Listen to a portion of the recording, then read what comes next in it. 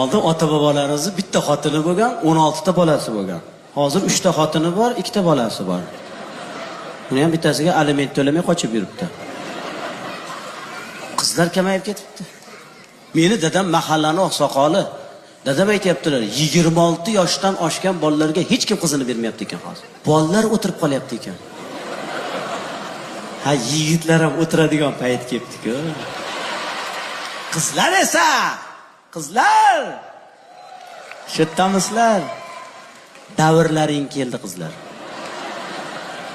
Endi shoshilmanglar, xo'pmi qizlar?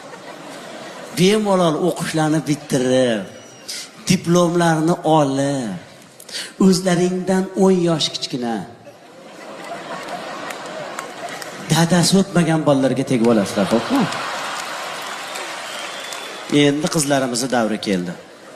Ayib o'zimizda, o'g'il